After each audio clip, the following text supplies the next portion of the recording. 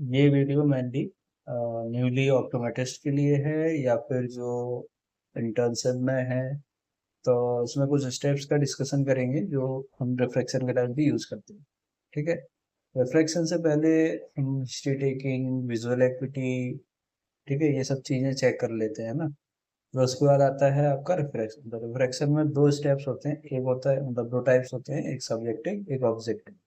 Objective जो होता है उसमें आपका ऑटो रिफ्लेक्शन आ जाता है, और ड्राई रिफ्लेक्शन मींस अगर रेट्रोस्कोप से कर रहे हो तो रेटिनोस्कोप से दो टाइप के रिफ्लेक्शन, ड्राई और वेट। ठीक। तो मोस्टली मैं जो डिस्कशन करूंगा वो आपका रेटिनोस्कोपी के बेसिस पे ही करूंगा। ठीक है। तो रेटिनोस्कोपी में अगर हम ऑब्जेक्टिव रिफ्लेक्शन कर रहे हैं तो सब्जेक्टिव रिफ्लेक्शन बहुत इजी रहता है। ठीक है। तो क्योंकि सब्जेक्टिव में स्टार्टिंग पॉइंट हमें क्या लेना है वो ऑब्जेक्टिव रिफ्लेक्शन के हिसाब से डिसाइडेड रहता है। ठीक है। तो सबसे पहला स्टेप रहेगा, जो हमें ऑब्जेक्टिव वैल्यूज मिली है, लाइक अगर माइनस का केस है, आपको ग्रॉस वैल्यूज जो है -1 मिला है। ठीक है। ग्रॉस वैल्यू -1 आया है, और नेट वैल्यू जो है मान लो -2.5, क्योंकि जो वर्किंग डिस्टेंस आपका रहता है उसके हिसाब से। प्लस का मान लो आपको +2.5 मिला है नेट वैल्यू, और ग्रॉस वैल्यू है +4, क्योंकि वर्किंग डिस्टेंस मेरा डेटा। ठीक। तो ये स्टार्टिंग पॉइंट इसमें यही रहता है, जो ग्रॉस वैल्यूज हमें मिलती है वहीं से हम सब्जेक्टिव स्टार्ट करते हैं। माइनस के केस में हम 0.5 के स्टेप में बढ़ाते जाएंगे। प्लस के लेंसेज में जो हमें ग्रॉस वैल्यू मिला उससे हम कम कर देंगे 0.5 या 0.5 के स्टेप में। ठीक है। और कहाँ तक जाएंगे, जहाँ तक जो हमारी नेट वैल्यू, और नेट वैल्यू के बाद हम उसको रिफाइनमेंट करते हैं। ठीक है। रिफाइनमेंट के तरीके होते हैं, या तो विजुअल एक्टिविटी में कंपेयर कराना, दूसरा हम डुओक्रोम टेस्ट करा सकते हैं। डुओक्रोम में आपको पता ही है, एक होता है रेड और एक होता है ग्रीन।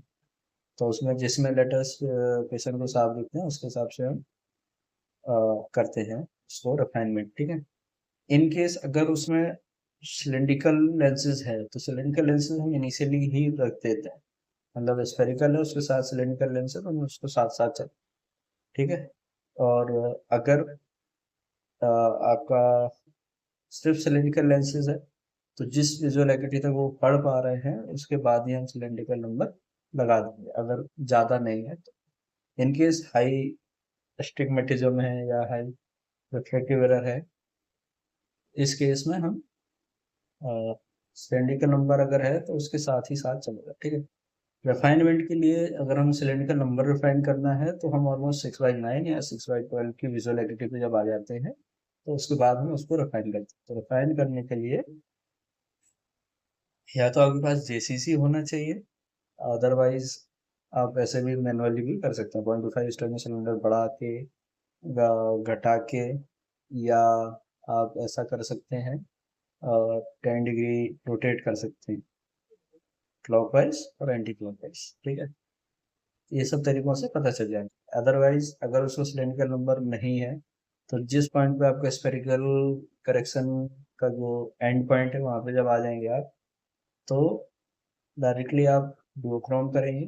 डुओक्रोम के बाद बाई चांस कभी आपसे रह गया हो, ऑब्जेक्टिव में नहीं मिला था, बट हो सकता है कि पेशेंट को शायद सिलेंड्रिकल नंबर हो, या 6/6 क्लियर नहीं पढ़ पा रहा है, तो उस केस में हमें चेक करना रहता है। तो उसके लिए एक एस्टिमेटेड फैन होता है या डायल बोलते हैं, तो इन दोनों में से किसी एक तरीके से हम चेक कर सकते हैं। ठीक है।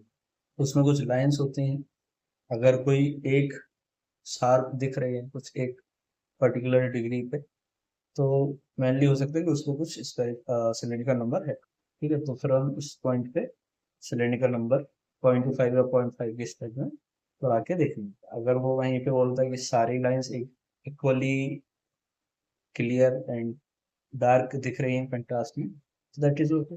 अगर नहीं दिख रही है तो मतलब वहाँ पे उसको कोई सिलेंडर नंबर है, तो वो हम लगा के देखेंगे, अगर उससे ठीक आ रहा है दैट इज ओके।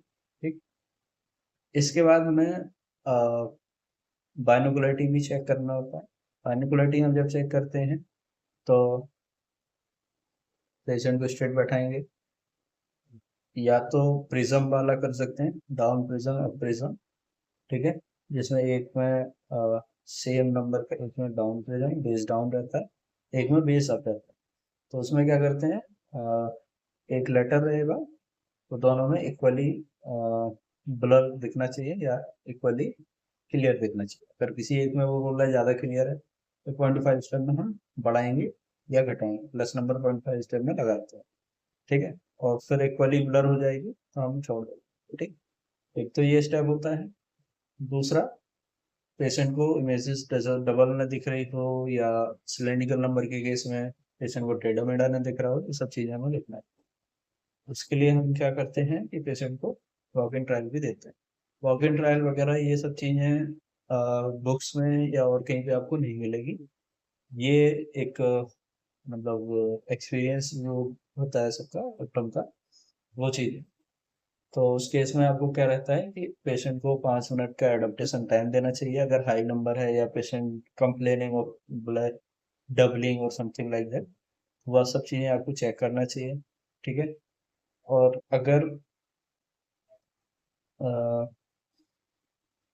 मतलब ओवर करेक्शन तो नहीं हुआ, ये सब चीज़ें उसमें पता चल जाता है।